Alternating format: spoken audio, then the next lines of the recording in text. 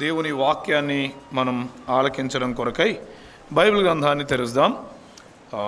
నిర్గమకాండం 3వ అధ్యాయం 1 నుండి 5 వరకున్న వచనాలు మనం ఉదయకాలం చదవడానికి ప్రయత్నం చేద్దాం. నిర్గమకాండం 3వ అధ్యాయం 1 నుండి 5 వరకున్న వచనాలు.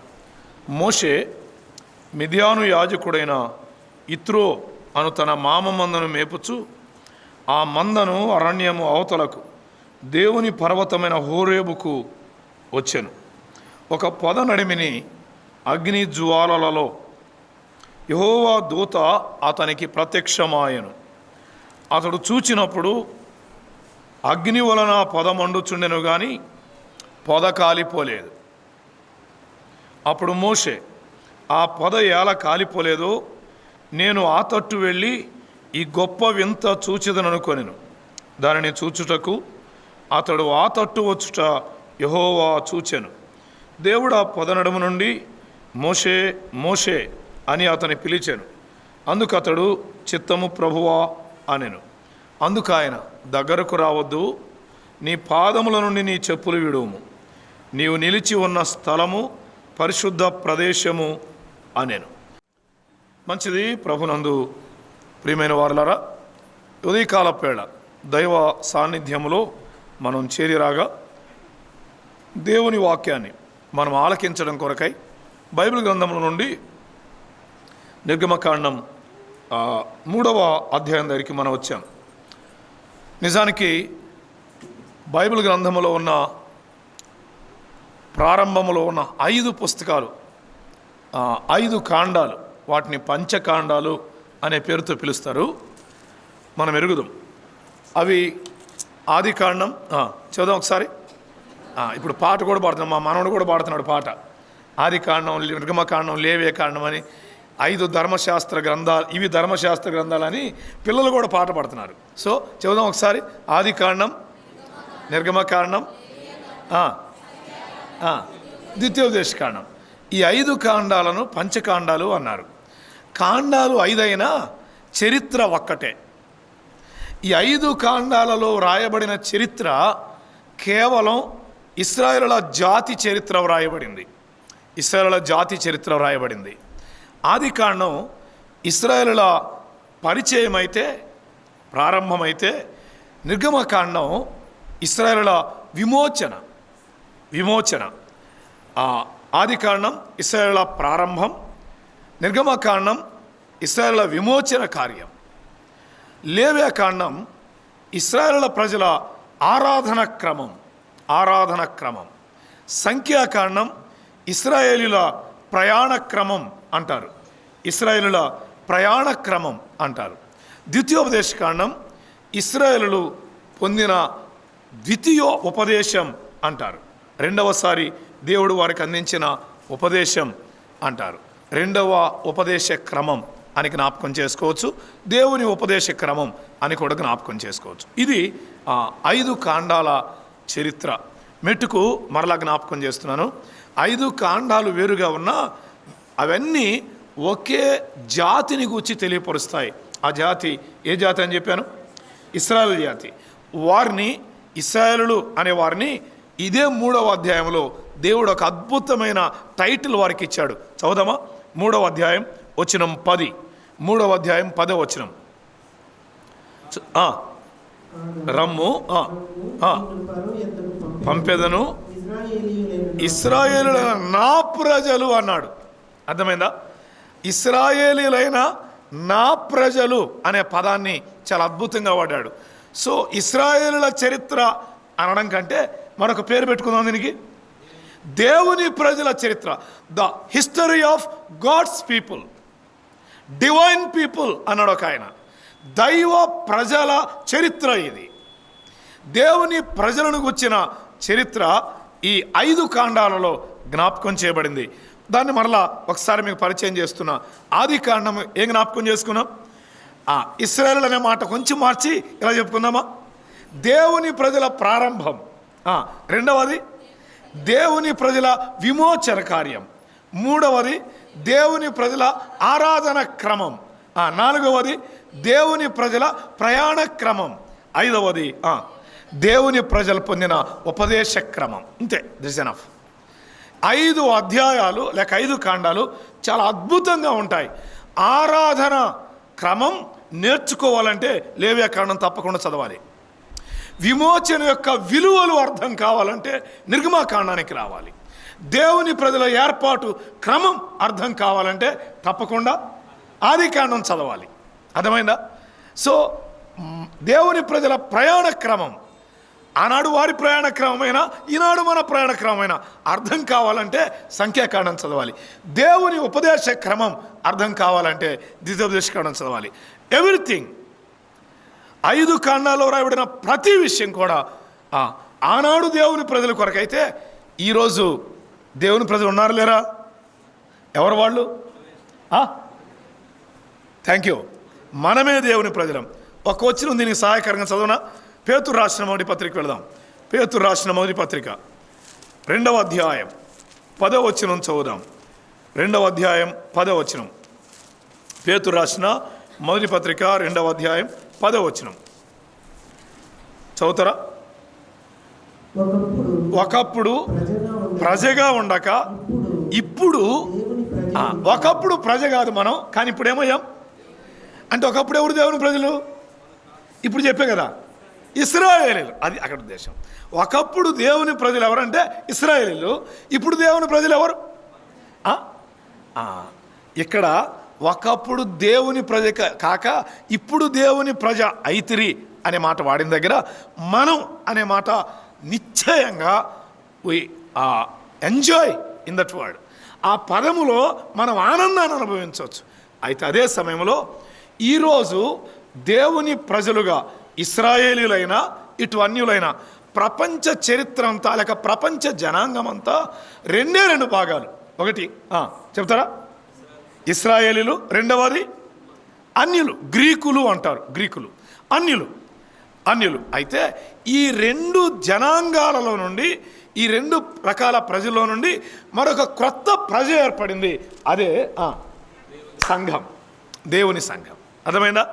దేవుని సంఘం అటు యూదులైనా లేక ఇశ్రాయేలైనా ఇటు అన్యులైనా వీళ్ళల్లో నుండి బయటికి పిలువబడి సంఘముగా ఏర్పడింది.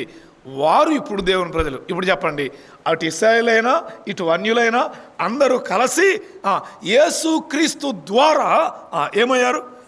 దేవుని ప్రజలుగా ఏర్పరచబడ్డారు. అదే సంఘం.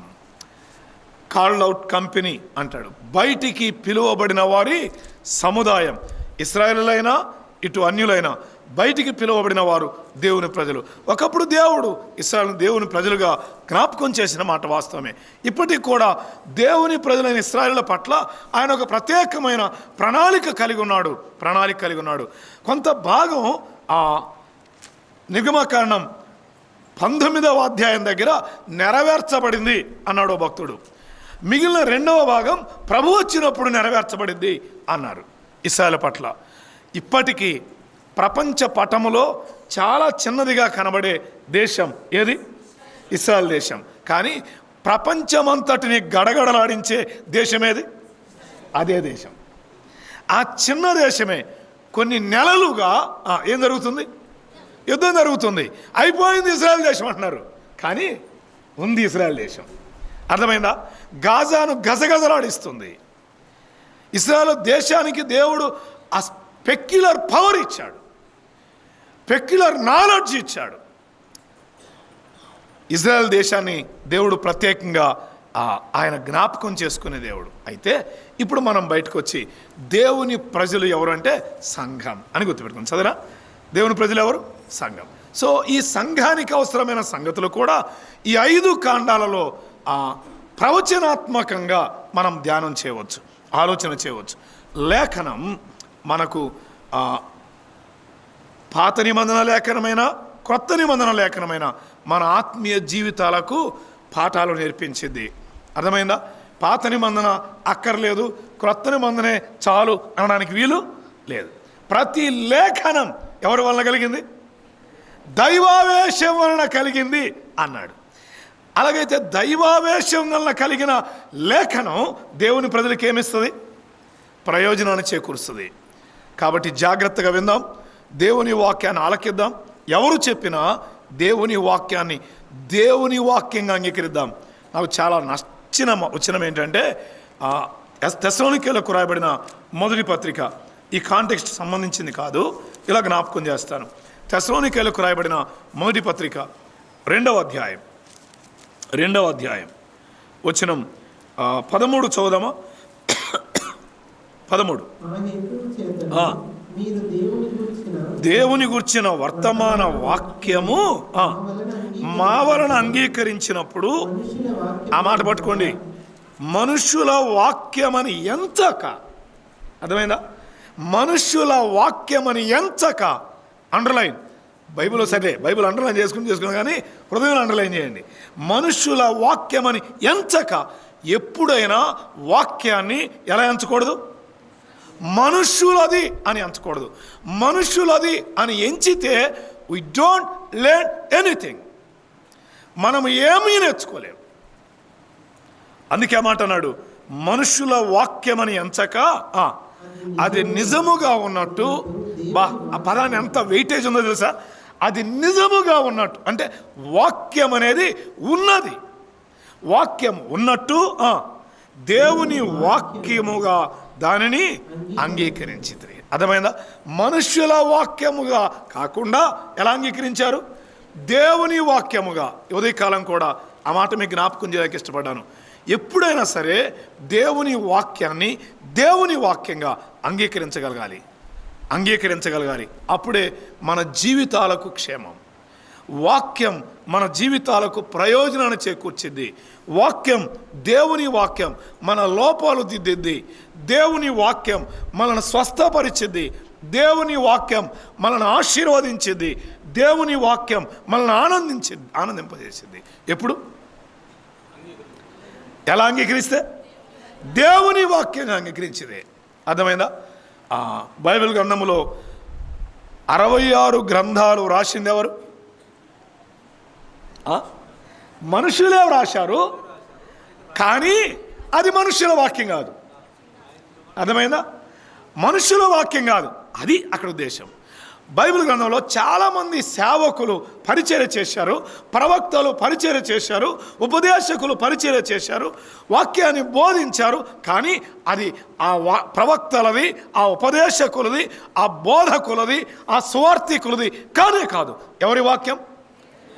తెస్సలోనికయ సంఘానికి వచ్చి అద్భుతమైన మాట పరిశుద్ధాత్ముడు రాయించాడు. మీకు తెలుసా? బెరయ సంఘానికి వచ్చి ఒక మాట లిఖించాడు, అద్భుతమైన మాట. ఏమని? బెరయ సంఘానికి వచ్చి అపోస్తల కార్యములు అన్నాడు, వారు వాక్యమును వినువారు మాత్రమే కాదు, కానీ ఏం చేసేవాళ్ళు? లేఖనాలు అలా ఉన్నవో లేవని పరిశీలించేవారు. వాక్యాన్ని పరిశీలించేవారు అనే టైటిల్ బెరయ సంఘానికి ఇస్తే, తెస్సలోనికయ సంఘానికి ఏమని చెప్పాడు? దేవుని వాక్యంగా అంగీకరించారు. మరి హోరేబులో ఉన్న పరిశుద్ధులు, ఈ రెండు అవసరం. అర్థమైందా? దేవుని వాక్యంగా అంగీకరించదాం. ఏ నెలలో ఎవరొచ్చి చెప్పినా, స్థానికంగా ఏ సహోదరుడు చెప్పినా దేవుని వాక్యంగా అంగీకరించదాం. సోదరుల మధ్య సోదరులు దేవుని వాక్యాన్ని ప్రకటిస్తున్నప్పుడు దేవుని వాక్యంగా అంగీకరించుదాం. వాక్యం దేవునిది అని అంగీకరించగలగాలి. అదే సమయంలో వాక్యం అలాగున్నదా లేదని ఏం చేయాలి? పరిశీలించాలి. రండి, ఉదయకాలం అక్కడికి వెళదాం. సో దేవుని వాక్యంగా మనం అంగీకరించడానికి ప్రయత్నం చేద్దాం. ఈ నిర్గమకాండంలో 3వ అధ్యాయం దగ్గరికి మనం వచ్చాం. ఇది విమోచన కాండం అని, లేక కన్నడలో విమోచన కాండ అని రాశారు టైటిల్. నిర్గమకాండం అని ఉండదు, అది విమోచన కాండ అని ఉంటుంది కన్నడలో. సరే, ఇది చాలా అద్భుతమైన గ్రంథం. ఓ భక్తుడు అన్నాడు, ఈ 5 కాండాలకు నిర్గమకాండం కేంద్రం అన్నాడు. నిర్గమకాండం కేంద్రం అన్నాడు. నేనేమంటానంటే, అసలు బైబిల్ గ్రంథానికి అంతటికీ కేంద్రం నిర్గమకాండం. ఎందుకు అంటే, ఇశ్రాయేలు ప్రజలు ఐగుప్తులో నుండి విమోచించబడ్డారే. ఆ విమోచన ఎలా జరిగింది? బలి ద్వారా. Right, very good. ఇంకా ఆ బలి దగ్గర ఏం జరిగింది? గొర్రెపిల్ల రక్తం చిందించబడింది. ఆ గొర్రెపిల్ల రక్తం ఆ ఇశ్రాయేలులో ఉన్నటువంటి ఆ గృహాల ద్వారబంధాలకి పైభాగమున నిలువు అడ్డకమ్మెలకు, పై అడ్డకమ్మెకు, నిలువు అడ్డకమ్మెలకు రాశారు. సంహారకపు దూత రక్తాన్ని చూచి దాటిపోయాడు. అలాగైతే ఇలా చెప్పనివ్వండి, ఇశ్రాయేలు విడుదలకు కారణం ఏంటి? రక్తం. ఇది పాత నిబంధన గొర్రెపిల్ల రక్తం. క్రొత్త నిబంధనలో యేసుక్రీస్తు రక్తం. కాబట్టి బైబిలు గ్రంథానికి అంతటికి నిర్గమకాండం చాలా విశేషమైంది. ఐగుప్తు పాపానికి గుర్తు, లోకానికి గుర్తు. పాపము నుండి విమోచన పొందాలి అంటే రక్తము చిందించబడాలి. రక్తము చిందించబడకుండా పాప క్షమాపణ కలుగదు. అలాగైతే ఉదయకాలం ఆ రక్తము చాటుకొచ్చారా? యేసుక్రీస్తు రక్తాన్ని ఆశ్రయించారా? యేసుక్రీస్తు రక్తం పాప క్షమాపణ కలిగించే రక్తం. ఆయన రక్తం ప్రతి పాపము నుండి విడిపించే రక్తం. యేసు రక్తం ప్రతి పాపము నుండి పవిత్రులుగా చేసే రక్తం. యేసు రక్తం. ఆ ప్రభు దగ్గరికి వచ్చి, ప్రభువా నీ రక్తముతో నా పాపాన్ని కడిగాయి అంటే ప్రభు మన పాపాలు కడిగి వేస్తాడు. నా 13వ ఏట నేను అలాగ ప్రార్థన చేశాను. ప్రభు నా పాపాలు క్షమించాడు. ఇక్కడ కూర్చున్న అనేక మంది అలాగూ పాపాలు కడిగివేయబడిన వారు, క్షమించబడిన వారు. ఇంకా ఈ కూడికలు ఎవరైనా పాపాలు క్షమించబడకపోతే ఈ ఉదయ కాలమైన ప్రభు దగ్గర పాప క్షమాపణ వేడుకోండి. పాపిని ప్రభు అని ఒప్పుకుంటే ప్రభు తప్పకుండా ఆయన రక్తంతో కడిగి పవిత్రపరుస్తాడు, పరిశుద్ధులుగా మనల్ని చేస్తాడు. అర్థమైందా? సో ఇప్పుడు రండి నిర్గమకాండం 3వ అధ్యాయం దగ్గరికి మనం వెళదాం. 3వ అధ్యాయం వచ్చిన 1 చదువుదామా? 3:1. సో ఇది విమోచన గ్రంథం అని జ్ఞాపకం చేశాను కదా. ఆ విమోచన గ్రంథములో ఒక నాయకుడిని పైకెత్తి చూపిస్తాడు. ఆ నాయకుని పరిచయం ఇందులో చాలా ప్రాముఖ్యం. ఎవరా నాయకుడు? మోషే. సో మీరు గమనిస్తే 2వ అధ్యాయంలో మీరు జాగ్రత్తగా చదవండి. తర్వాత అయినా ఒకే ఒక పేరు కనబడిద్ది. ఎవరి పేరు? మోషే పేరు. ఇంకెవరి పేరు ఉండదు. ఎవరి పేరు ఉండదు మోషే పేరు తప్ప. మీరు మరలా ప్రశాంతంగా కూర్చొని ఇంటికి వెళ్ళి చదవండి. మోషే పేరు తప్ప ఎవరి పేరు ఉండదు. ఎందుకో తెలుసా? దానికి కారణం, దేవుడు ఒక వ్యక్తిని పరిచయం చేయడానికి ఇష్టపడినప్పుడు ఆ వ్యక్తిని తేటగా పైకెత్తి చూపిస్తాడు. అతని పేరే చూపిస్తాడు, అతనినే తేటపరుస్తాడు. ఇది నేటి క్రైస్తవ సంఘాలు కూడా ఎరగవలసిన వాస్తవికమైన సత్యం. దేవుడు ఒక వ్యక్తిని ఉపయోగించదలిచినప్పుడు సంఘమంతటికి ఆ వ్యక్తిని చూపిస్తాడు.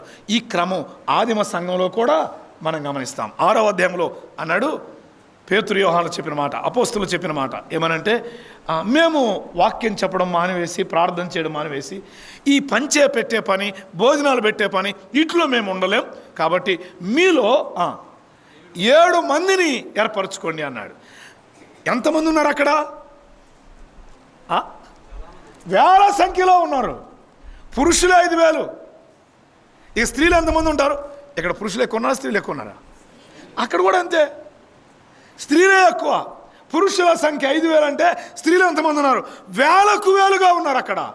ఇన్ని వేల మంది ఉన్న దగ్గర దేవుడు తేటగా ఒక 7 మందిని చూపించాడు. 7 మంది పేర్లు చూపించాడు. 7 మందిని పైకెత్తి చూపించాడు. వారు ఎటువంటి వారో తేటగా చూపించాడు. వారిని ఆ 7 మందిని ఏం చేశాడు? పరిచారకులుగా నియమించారు. ఎందుకు అక్కడికి వెళ్ళానంటే, దేవుడు ఒక వ్యక్తిని ఉపయోగించుకోదలుచుకున్నప్పుడు ఆ వ్యక్తిని పరిచయం చేయదలిస్తే అతన్ని మాత్రమే ఇంట్రడ్యూస్ చేస్తాడు, ఆ వ్యక్తిని మాత్రమే ఫోకస్ చేస్తాడు, సంఘమంతటికి ఆ వ్యక్తిని కనపరుస్తాడు.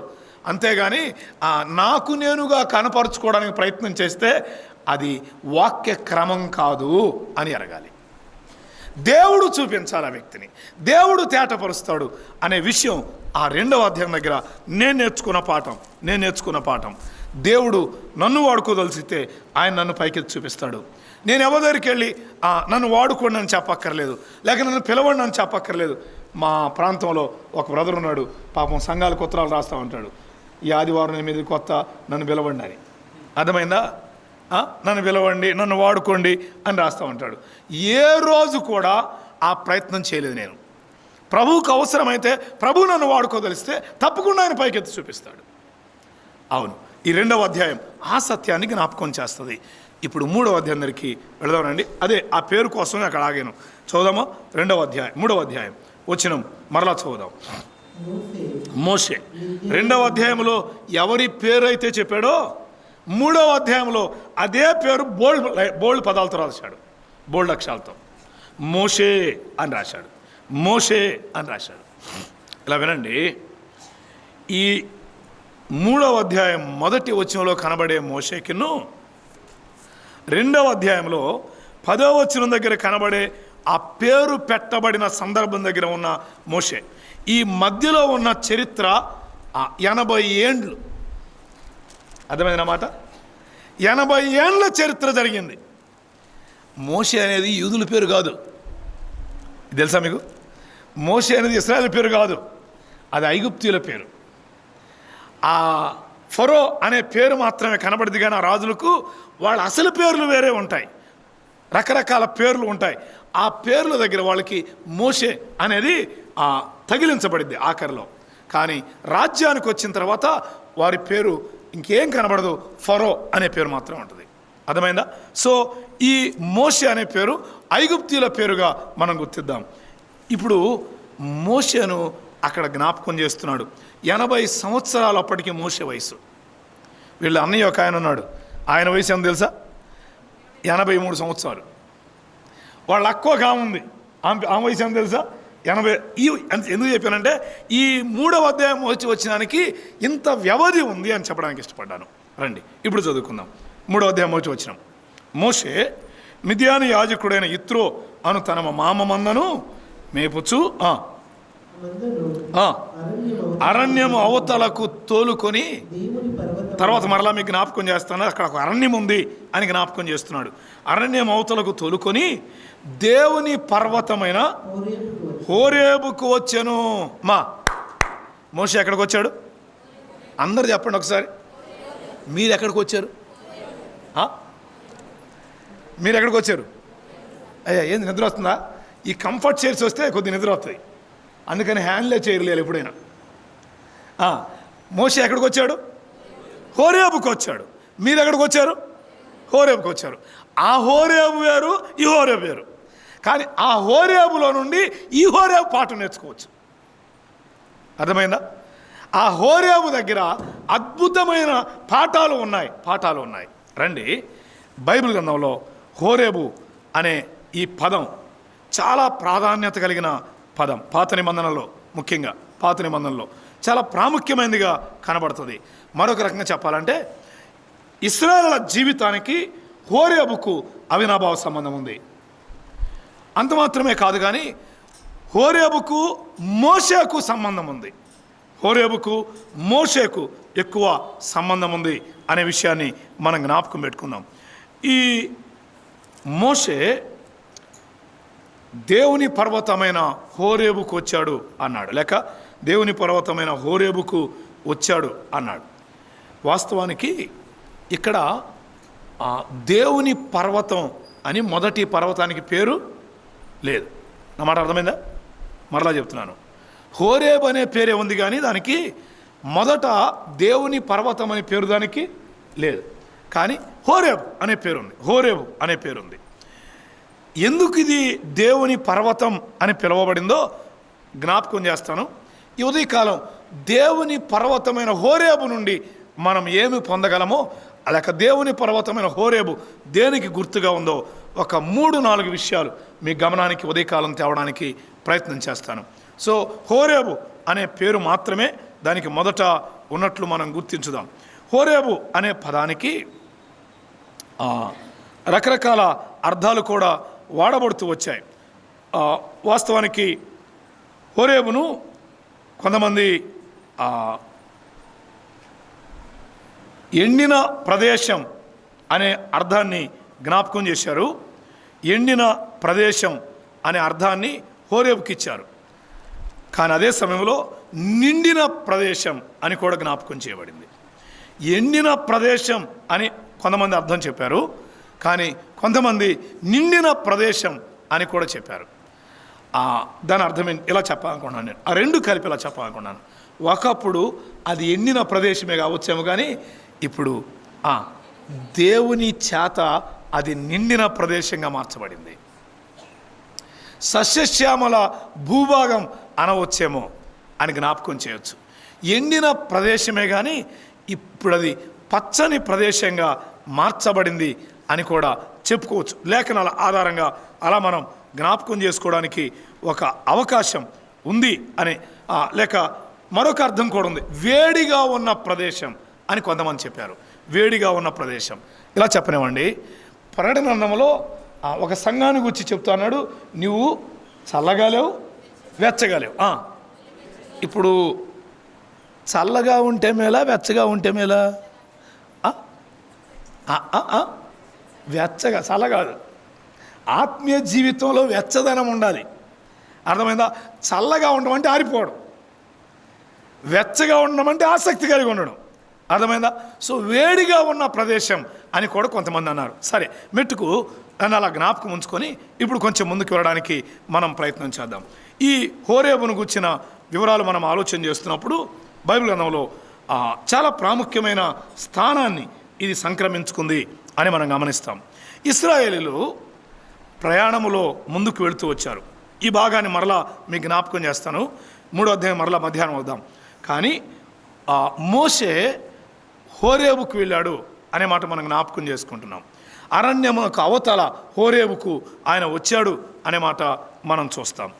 ఇశ్రాయేలుల ప్రయాణములో కొంచెం ముందుకు వెళ్ళడానికి ప్రయత్నం చేద్దాం రండి. ఎందుకు ఇక్కడికి వెళ్తున్నాను తర్వాత చెప్తాను. ఇశ్రాయేలు ఐగుప్తు నుండి బయలుదేరి బయటకు వచ్చినప్పుడు 12వ అధ్యాయం వచ్చాం. ఒకసారి చూద్దామా?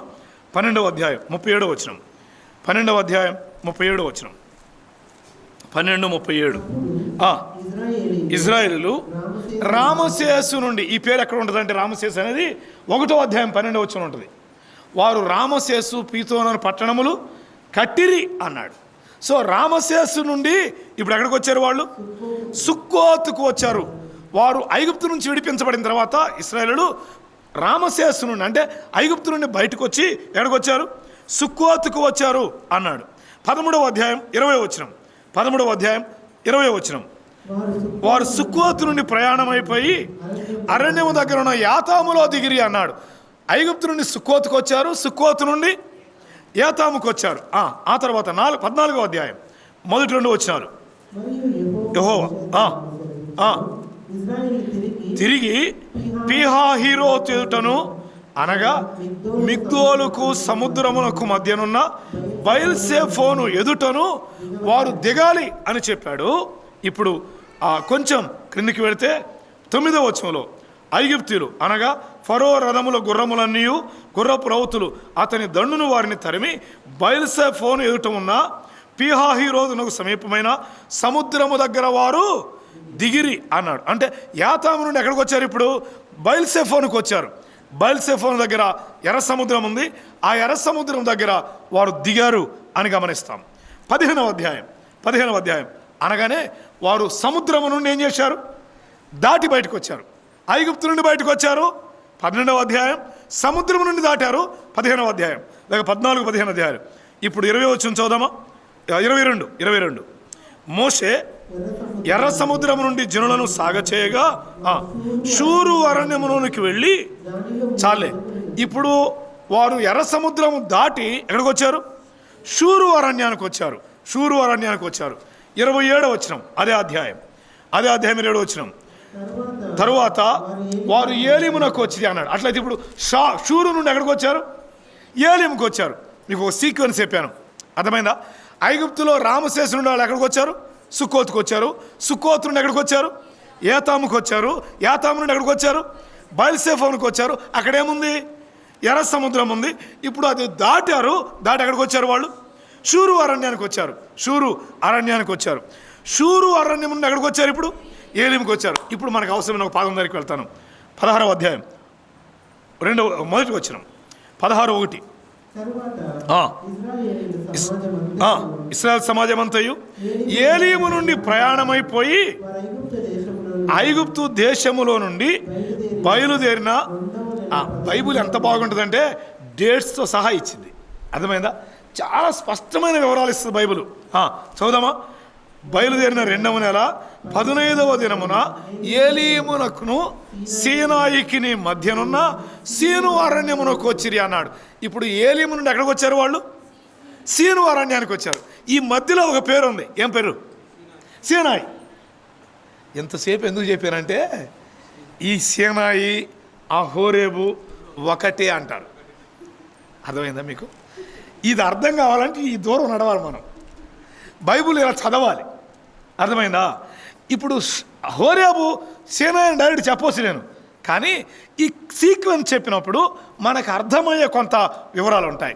హోరేబు అని 3వ అధ్యాయంలో చెప్పాడు. తర్వాత ఏం చెప్పాడు? సీనాయి అని ఇక్కడ చెప్పాడు.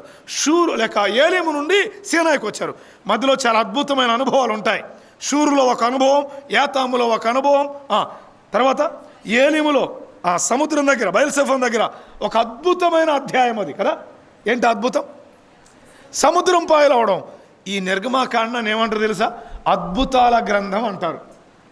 బైబిల్ గ్రంథంలో అద్భుతాల గ్రంథం ఏది అంటే నిర్గమాకాండమే. ఉదాహరణ మీ చెబుతా. ఆకాశం నుంచి అమ్మా ఆకాశం నుంచి ఏం కురిసిద్దమ్మా? మన్నా. ఎవరు చెప్పారు మీకు? నేను అడిగింది ఏంది, మీరు చెప్పింది ఏంది? ఆకాశం నుండి ఏం కురిసిద్ది అని అడిగా. వర్షం. అమ్మ ఇప్పుడు కొంచెం వాక్యం విని ఉంటుంది కాబట్టి చాలా కాలంగా త్వరగా చెప్పిద్ది అమ్మ. ఇప్పుడు ఆకాశం నుండి వర్షం కురిసిద్ది, కానీ నిర్గమాకాండంలో ఆకాశం నుండి ఏం కురిసింది? ఆహారం కురిసింది. అద్భుతం కదా. సో ఇలాగూ చాలా కనబడతాయి. అద్భుతాల గ్రంథం అంటారు దీన్ని. సరే, నా పాఠం అది కాదు. ఇప్పుడు వాళ్ళు ఎక్కడికి వచ్చారు? సీను అరణ్యానికి వచ్చారు. ఈ ఏలీముకు సీనుకు మధ్య ఏముంది? అది పర్వత భూభాగం, అదే హోరేబు. అర్థమైందా? దీని గురించి చరిత్రకారులు చెప్పే చాలా అమూల్యమైన విషయాలు ఏంటంటే దీన్ని ఈ సీనాయి పర్వతాన్ని లేక హోరేబు అని కూడా చెప్పుకోవచ్చు. దీన్ని పర్వత శ్రేణి అంటారు.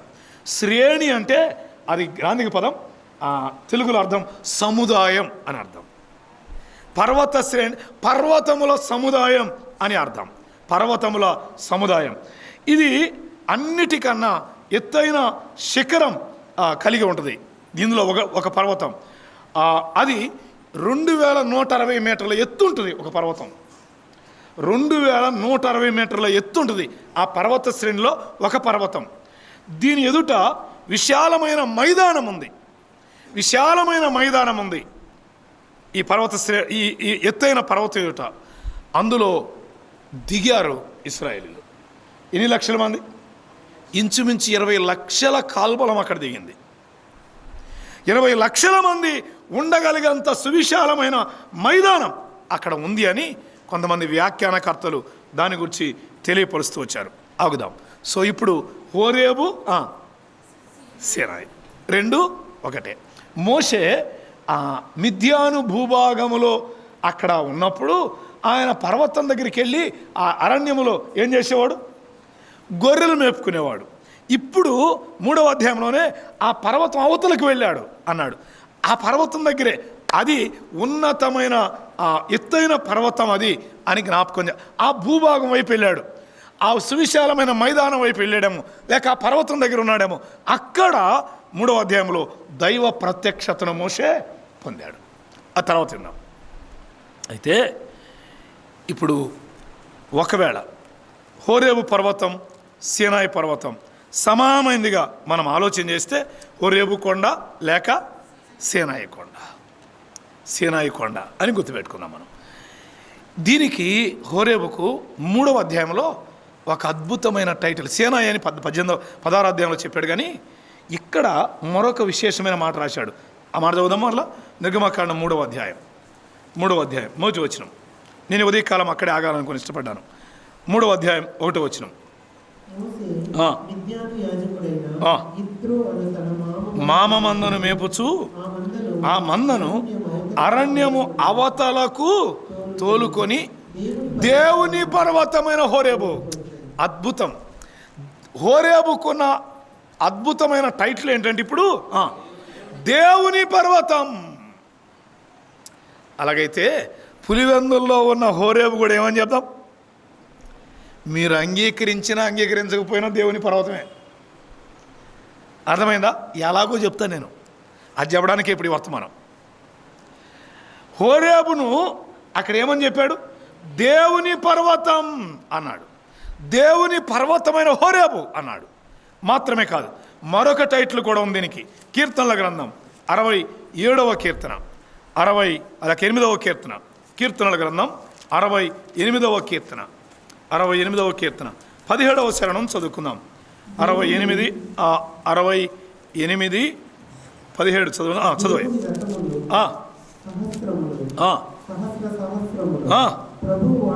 ప్రభువు వాటిలో ఉన్నాడు, సీనాయి పరిశుద్ధమైనట్టు ఆ కొండ పరిశుద్ధమాయను అన్నాడు. విన్నారా? అట్లా దీనికి ఇంకొక పేరు ఏమని చెప్పచ్చు? ఇది పరిశుద్ధ పర్వతం. హోరేబుకు 2 టైటిల్స్ ఉన్నాయి అక్కడ, ఆత్మీయమైన అర్థంతో కనబడే 2 టైటిల్స్. ఒకటి దేవుని పర్వతం, రెండవది పరిశుద్ధ పర్వతం అన్నాడు. దేవుని పర్వతం, పరిశుద్ధ పర్వతం. జాగ్రత్తగా గమనిస్తున్నారా అమ్మా? అయ్యా, భౌతికంగానేమో హోరేబు కొండకు మరొక పేరేమన్నాం? సీనాయి కొండ. ఆత్మీయంగా దాని ఏమన్నారు? దేవుని పర్వతం అని 3వ అధ్యాయంలో చెప్పాడు నిర్గమకాండములో. పరిశుద్ధ పర్వతం అని ఏమన్నాడు? ఎక్కడన్నాడు? కీర్తన గ్రంథంలో. ఎందుకు వీటిని ఎలా పిలిచారు?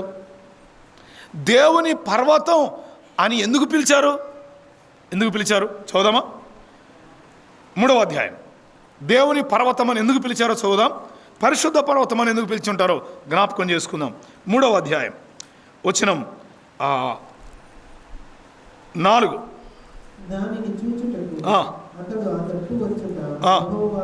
చూచెను దేవుడు ఆ పొద నడుమ నుండి అన్నాడు. అట్లయితే ఇప్పుడు అక్కడ ఆ పర్వతం మీద ఒక పొద ఉంది. ఆ పొద కాలిపోతుంది కానీ, మండుతుంది కానీ ఏం కాలేదు, కాలిపోలేదు. ఇప్పుడు అది ఏంటో వింత చూద్దామనుకొని మోషే అట్లా నడుచుకుంటూ వెళ్తున్నాడు. వెళతా ఉండగానే ఏం జరిగింది? దేవుడు ఆ పొద నడుమ నుండి అలాగైతే ఇప్పుడు చెప్పండి, ఆ పర్వతం మీద ఎవరున్నారు? అందుకని దేవుని పర్వతం అయింది. అర్థమైందా? దేవుడున్న పర్వతం అది. ఇప్పుడు చెప్పనివ్వండి, దేవుడుండే ఏ స్థలమైనది దేవుని పర్వతమే, హోరేబే. ఇప్పుడు హోరేబులో దేవుడు ఉన్నాడా లేడా? ఏ హోరేబులో? ఈ హోరేబులో కూడా దేవుడు ఉన్నాడా లేడా? ఉన్నాడు. ఎలా ఉన్నాడు? ఎక్కడ 2-3 నా నామమున కూడి వస్తారో, ఇంతమంది హోరేబుకు కూడి వస్తుంటుండగా మన మధ్య ఎవరున్నారు? దేవుడున్నాడు. దేవుడున్నాడని చాలా ఈజీగా చెప్పగలం, కానీ దేవుడు ఉన్నాడు అంటే మనకేముండాలి? ఆయన పట్ల గౌరవం ఉండాలి. దేవుడున్నాడు అనగానే గౌరవం పెరగాలి. దేవుడున్నాడు అనగానే భయం కలగాలి. దేవుడున్నాడు అనగానే ఒక ఆదరణ కలగాలి. హోరేబు దేవుడున్న స్థలం. ఈనాడు హోరేబు ప్రార్థనా మందిరంలో సంఘము కూడి వస్తుంటుండగా ఎవరున్నారా అక్కడ? దేవుడున్నాడు. దేవుడు ఉన్నాడు అనగానే ఆయన పట్ల మనకు గౌరవం కలగాలి. దేవుడున్నాడని గౌరవం ఉంటే ప్రార్థనకి ఎప్పుడు వస్తాం మనం? ఆరాధనకి ఎప్పుడు వస్తాం? సమయానికి వస్తామా లేకపోతే మధ్యలో వస్తామా? పాటలన్నీ అయిపోయిన తర్వాత వస్తామా? ఆ గౌరవం, అమ్మో దేవుడున్నాడు అక్కడ, నేను త్వరగా వెళ్ళాలి, హోరేబుకి వెళ్ళాలి. గుర్తుపెట్టుకోండి, హోరేబు దేవుడున్న స్థలం కాబట్టి అదేమని పిలువబడింది ఇప్పుడు? దేవుని పర్వతం. మీరు 19వ అధ్యాయం దగ్గర నుంచి చదివితే చాలాసార్లు ఆ హోరేబుని సీనాయి అన్నాడు కదా, సీనాయి పర్వతం. ఆ పర్వతం మీదకి దేవుడు దిగి వచ్చాడు. అదే 68వ కీర్తన. పర్వతం మీదకి దేవుడు దిగి వచ్చాడు, మోషేని అక్కడికి ఎక్కిరమన్నాడు. అసలు వాళ్ళిద్దరూ సంభాషించుకున్న అద్భుతమైన స్థలం ఆ పర్వతం. దేవుడున్న స్థలం అది. అదే పర్వతం దగ్గర నుండి దేవుడు ప్రజలతో మాట్లాడుతూ వచ్చాడు. వాళ్ళను అయ్యా మోషే, ఆయన మాట్లాడితే మేము చచ్చిపోతాం బాబు, ఆయన స్వరం వినబడితే మేము చచ్చిపోతాం. 19వ అధ్యాయంలో ఉంది విషయాలు. మేము ఆయన స్వరం వింటే చచ్చిపోతాం, నువ్వు మాట్లాడయ్యా మేము బతుకుతాం అన్నారు. సో దేవుడు మాట్లాడితే ఎవడు బ్రతకడు. అందుకే ఆయన తన ప్రవక్తల ద్వారా, తన సేవకుల ద్వారా ఆయన తన స్వరాన్ని వినిపిస్తున్నాడు. కొంతమంది రాత్రి నాతో దేవుడు మాట్లాడాడు. ఎట మాట్లాడాడు? ఆయన మాట్లాడుంటే నువ్వు బతకవు, నువ్వు బతికావంటే ఆయన మాట్లాడాడు.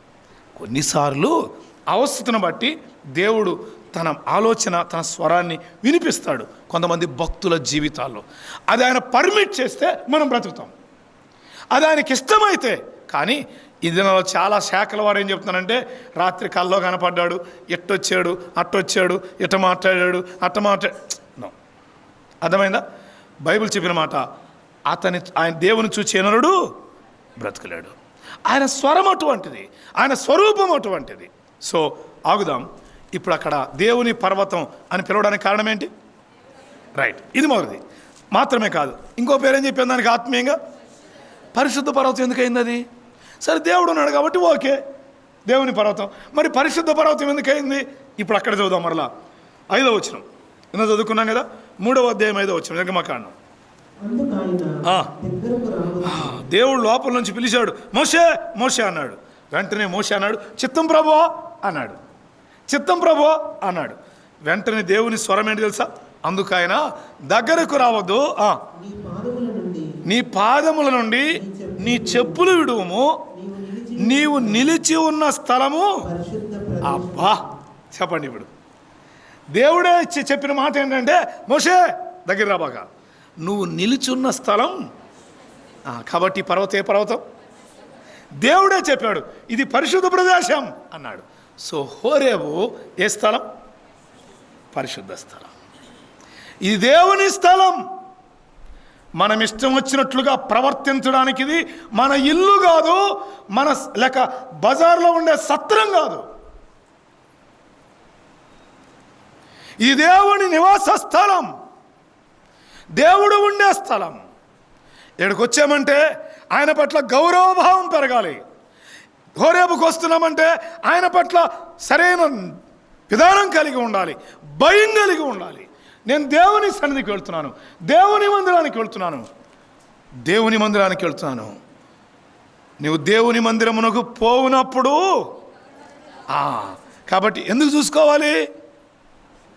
ప్రవర్తన ఎందుకు జాగ్రత్తగా చూసుకోవాలి? దేవుడు ఉన్నాడు కాబట్టి. కొంతమంది అనుకున్నారు, పర్లేదులే ఎట్ట చేసినా పర్లా, ఏం చేసి వచ్చాడు ఎట్ట చేసినా పర్లేదు అనుకున్నారు. తాట తీస్తాడు దేవుడు. అర్థమవుతుందా? జాగ్రత్తగా ఉండాలి, గౌరవం పెరగాలి, భయం కలిగి ఉండాలి.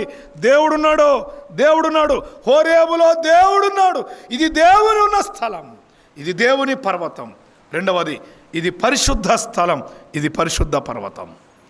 పరిశుద్ధతకు ప్రాధాన్యత కలిగిన స్థలం దేవుని సంఘం మాత్రమే. సమాజంలో ఎక్కడ కూడా మనకు కనబడింది ఏంటి? పరిశుద్ధత. కానీ సంఘములో కనబడవలసిందేంటి? పరిశుద్ధత. ఎందుకు? ఆయన పరిశుద్ధుడు కాబట్టి. ఆ పరిశుద్ధుడు ఎక్కడ ఉన్నా ఆ స్థలమే స్థలం, పరిశుద్ధ స్థలమే. కాబట్టి ఇది పరిశుద్ధ పర్వతం అని గుర్తుపెట్టుకున్నాం. రండి, ఈ పగటి వేళ సమయం దాటిపోతుంటుండగా 12 చెప్పచ్చా? 12 టైం? ఓకే, సరే. కొంచెం అటుగా ఒక 5-10 నిమిషాలు అటుగా మనం క్లోజ్ చేయడానికి ప్రయత్నం చేద్దాం. నిర్గమకాండంలో దేవుని పర్వతం అనే దగ్గర కొంచెం ఆగి కొన్ని విషయాలు మనం జ్ఞాపకం చేసుకోవడానికి ప్రయత్నం చేద్దాం.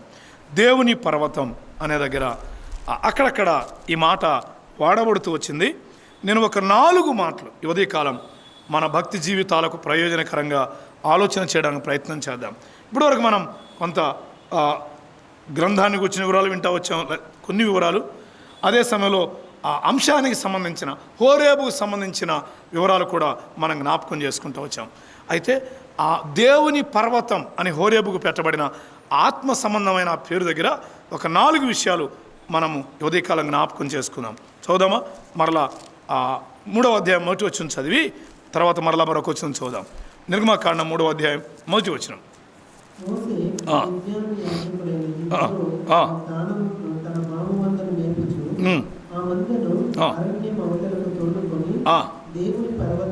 దేవుని పర్వతమైన హోరేబుకు వచ్చాను అన్నాడు.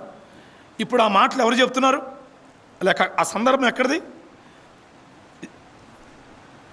హోరేబు దగ్గరదే. పరిశుద్ధాత్ముడు ఆ జరిగిన సన్నివేశాన్ని ఎవరి చేత వ్రాయించాడు? ఈ 5 కాండాలు రాసింది మోషేనే. ఎవరేం చెప్పినా నమ్మక్కర్లేదు, మనం మోషేనే రాశాడు, అనుమానం ఏం లేదు. మోషే జరిగిన ఇన్సిడెంట్ని అక్కడ గ్రంథస్థం చేస్తున్నాడు ఆత్మచేత.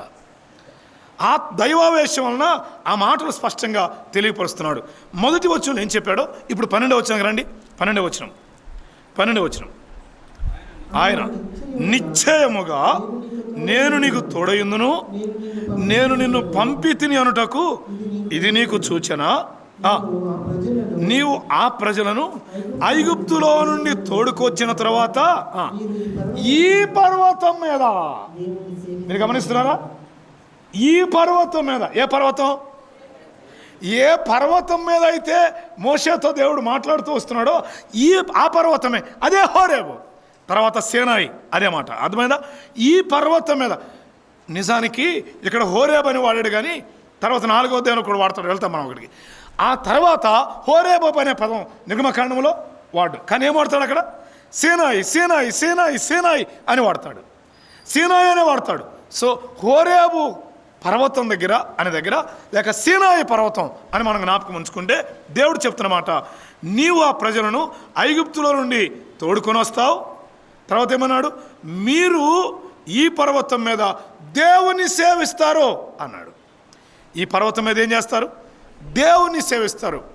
అసలు దేవుడు మోషేకి ఏం చెప్పమన్నాడు?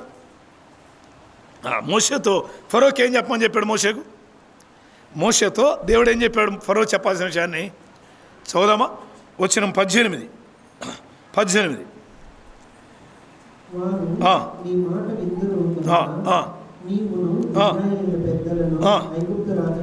అది ఆ మాట కావాలి. ఐగుప్తు రాజు వద్దకు వెళ్ళి అతనిని చూచి, హెబ్రీలైన దేవుడు యెహోవా మాకు ప్రత్యక్షమాయెను, అరణ్యమునకు 3 దినముల ప్రయాణమంత దూరము పోయి మా దేవుడైన యెహోవాకు బలర్పించుదామని సెలవిమ్మని చెప్పవలేను అన్నాడు. అంటే అర్జీ పెట్టుకుంటున్నారు.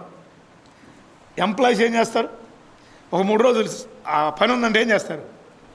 లీవ్ అప్లై చేస్తారు. అలాంటిది ఫరోకు లీవ్ అప్లై చేసుకున్నారు. లీవ్ అప్లై చేసుకున్నప్పుడు మాటిని ఉంటే బాగుండేది. ఎవరు? లీవ్ శాంక్షన్ చేసి ఉంటే ఫరో బతికేవాడు. కానీ లీవ్ ఏం చేయలేదు, అప్రూవ్ చేయలా. అందుకని చచ్చిపోయాడు, సముద్రంలో చచ్చిపోయాడు. తెలుసా? ఆలోచన ఊరికి అలా అర్థం కావడం చెప్పలే. ఇప్పుడు దాటిపోదాం. దేవుడు ఏం చెప్తున్నాడంటే, మా దేవుడైన యెహోవాకు బలి సమర్పించాలని ఫరోకు చెప్పండి అని చెప్తున్నాడు. అదే మాట మోషేతో 12వ వచనంలో తప్పకుండా ఎక్కడ అర్పిస్తారు బలి, ఎక్కడ నన్ను సేవిస్తారు? ఈ పర్వతం మీద అని జ్ఞాపకం చేశాడు. సో దీనికి ఇలా పేరు పెట్టుకుందామా? ఈ పర్వతం ఇది దేవుణ్ణి సేవించే పర్వతం, లేక దేవుణ్ణి ఆరాధించే స్థలం. అర్థమైందా? ఈ స్థలం ఏ స్థలం? దేవుణ్ణి ఆరాధించే స్థలం. ఇది ఆరాధన కేంద్రం. హోరేబు ఏ కేంద్రం? ఆరాధన కేంద్రం. దేవుని పర్వతం అని చెప్పబడిన ఈ స్థలం ఏమైంది? ఇప్పుడు దేవుణ్ణి ఆరాధించే స్థలం అయింది. దేవుడు తేటగా చెప్పాడు, మోషే, ఒక రకంగా చెప్పాలంటే ఇది ఏ భూభాగంలో ఉంది? మిద్యాను భూభాగంలో ఉంది. అక్కడే కదా ఇత్రో మామ మందను మేపుతున్నాడు మోషే, అవునా? రఘుయేలు మందను మేపుతుంది అక్కడే. సో ఆ వరుసలో ఆలోచన చేస్తే మిద్యాను భూభాగంలో ఉంది. అక్కడ మోషేకు దేవుడు చెప్తున్నమాట, ఈ పర్వతం మీద నన్ను సేవిస్తారు అన్నాడు. దేవుని పర్వతమే దేవుని సేవించడానికి అనువైన కేంద్రం. అది ఆరాధన స్థలం. ఈరోజు హోరేబు, ఈ హోరేబు కూడా ఏ స్థలం ఇది? అవును, ఇది ఆరాధన స్థలం. ప్రతి ఆదివారం ప్రభుని ఏం చేస్తున్నాం మనం? ఆదివారం మాత్రమే ఆరాధన చేయం, ఎప్పుడైనా ఆరాధన చేస్తాం. కానీ ఆదివారం ఆరాధనకు ఉన్న ప్రత్యేకత ఏంటి? రొట్టె పాత్రలు ఉంటాయి, ఆయన జ్ఞాపకం చేసుకోవడం ఉంటుంది. ఆయన శరీరం, ఆయన రక్తానికి సాదృశ్యంగా ఉన్న రొట్టె పాత్రలో మనం పాలు పొందుతాం. ఇది ఆదివారం జరిగింది. కానీ వచ్చిన ప్రతిసారి కూడా ప్రభుని ఏం చేస్తాం మనం? స్తుతిస్తాం. We praise God, we worship God. మనం ఆయన ఆరాధిస్తాం, ఆయన్ని స్తుతిస్తాం. అర్థమైందా? అలాగైతే ఇది ఏ స్థలం? ఇది ఆరాధన స్థలం. ఆరాధన స్థలం, దేవుడు ఆరాధించబడే స్థలం. ఇది దేవుడు ఆరాధించబడే స్థలం. అలాగైతే ఆయన ఆరాధించబడే స్థలం దగ్గర మనం ఎలా ఉంటున్నాం? మన జీవితాలు ఎలా ఉన్నాయి? ఆయన తేటగా చెప్పాడు, ఈ పర్వతం మీద మీరు నన్ను సేవిస్తారు, ఈ పర్వతం మీద నాకు మీరు బలర్పిస్తారు అని జ్ఞాపకం చేస్తూ వచ్చాడు. సో ఉదయకాలం మనం జ్ఞాపకం చేసుకునే మాట, ఇది ఆరాధన స్థలం. హోరేబు దేవుని ఆరాధన కేంద్రం, లేక దేవుని పర్వతం అన్న వెనుక ఇది దేవుని ఆరాధన కేంద్రంగా మనం జ్ఞాపకం చేసుకోవచ్చు. అలాగైతే వచ్చిన హెచ్చరిక తీసుకుని వెళదాం. ఆయన్ని ఆరాధించడానికి ప్రజలు ఏం కావాలి? ఆయన ఆరాధించాలంటే వారు ఏం కావాలి? రైటే. ఇంకా ఆయన ఆరాధించాలంటే ఏం చేయాలి? వాళ్ళు మొదటిగా విడుదల పొందాలి. ఐగుప్తు నుండి ఏం కావాలి?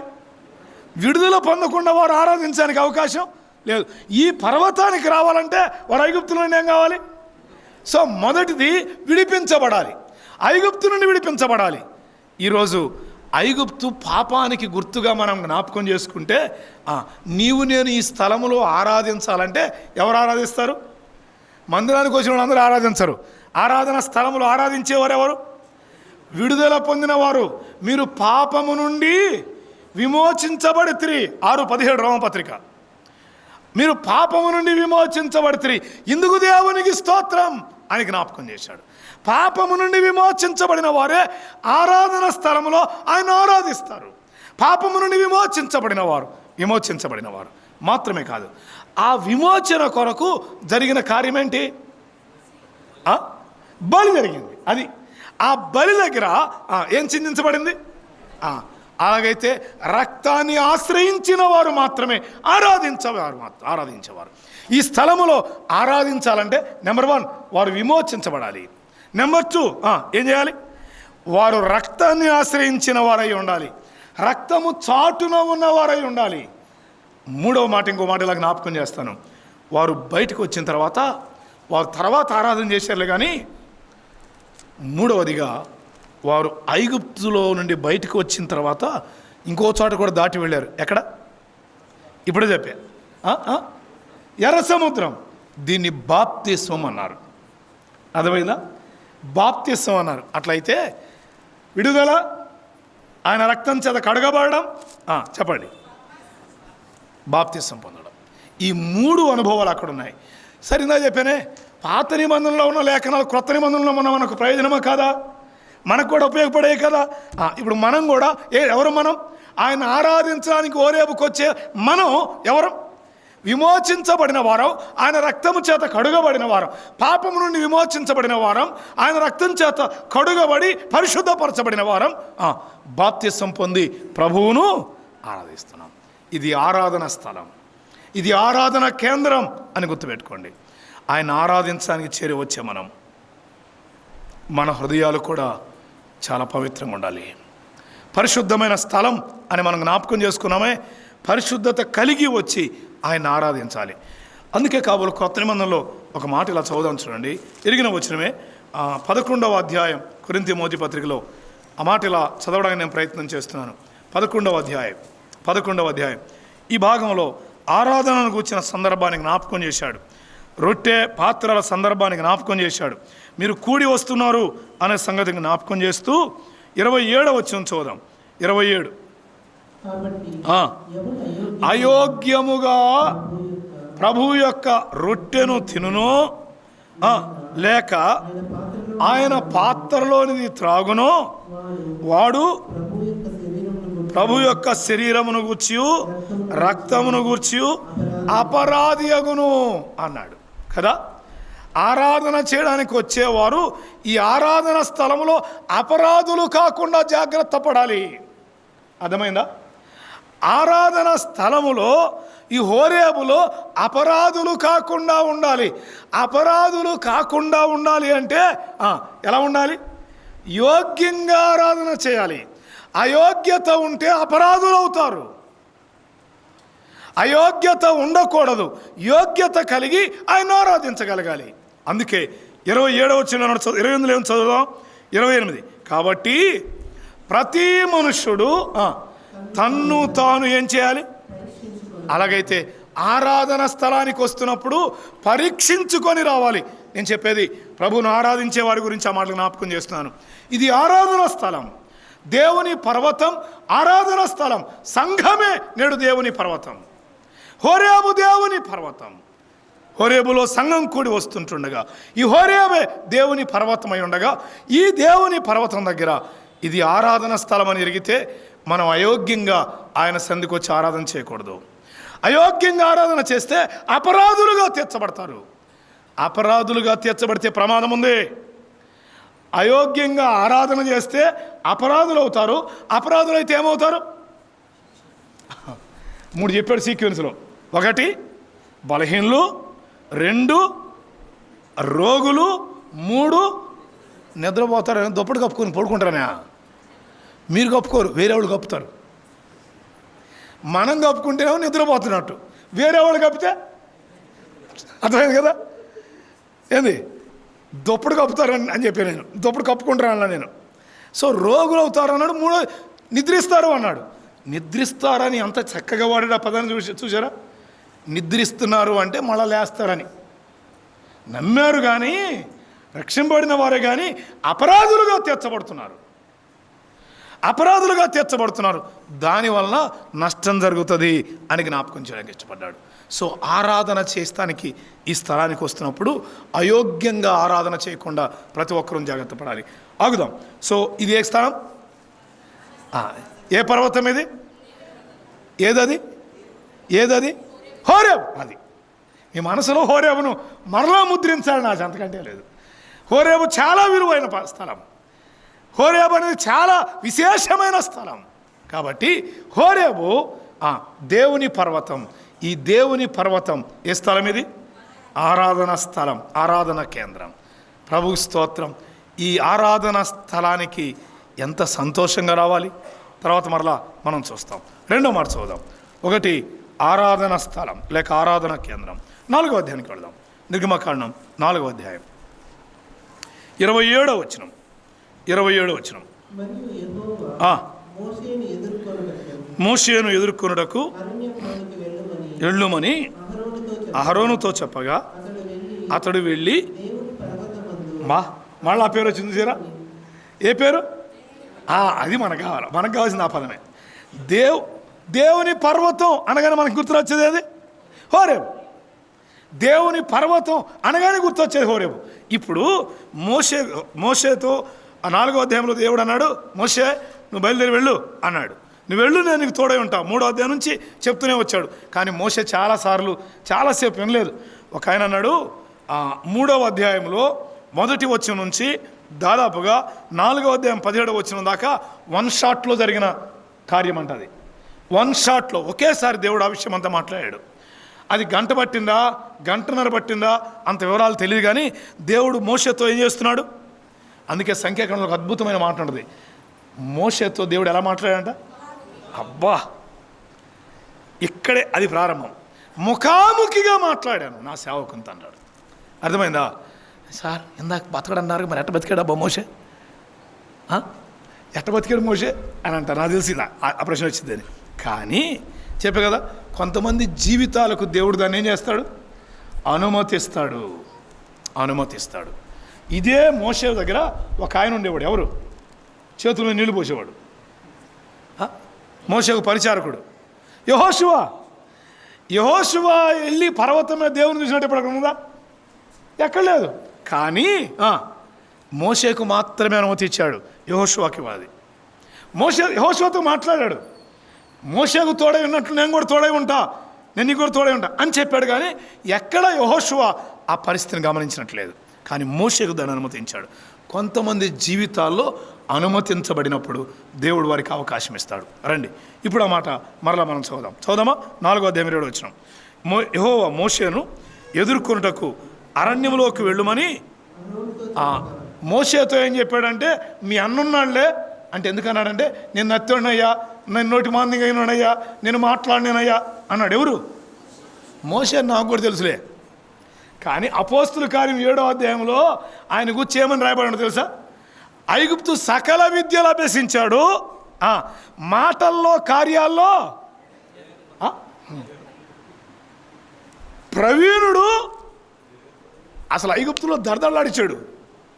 మాట మాట్లాడితేనా ఎవరు వాయిస్ ఉండదుగా, అంత ప్రవీణుడు.